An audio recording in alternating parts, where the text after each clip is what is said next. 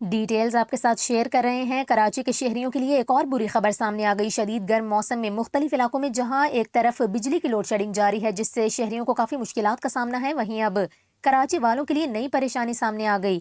اگر آپ پہلی بار ہمارے چینل پر آئے ہیں تو چینل کو سبسکرائب کر کے بیل آئیکن پریس کریں۔ آپ کو بتائیں، گرمی سے ستائے کراچی والوں کو کہ الیکٹرک کی جانب سے ریلیف دینے کے بجائے صارفین پر بجلی بم گرانے کی تیاری کر لی گئی کہ الیکٹرک نے بجلی کے بنیادی ٹیرف میں بڑا اضافہ مانگ لیا کہ الیکٹرک کا موجودہ بنیادی اوسط ٹیرف 34 روپے فی یونٹ بنتا ہے، لیکن کہ الیکٹرک کی جانب سے بجلی کا بنیادی ٹیرف 44 روپے 69 پیسے فی یونٹ مقرر کرنے کی استدعا کی گئی ہے۔ بجلی کے بنیادی ٹیرف میں 10 روپے 69 پیسے فی یونٹ کا اضافہ مانگ لیا گیا۔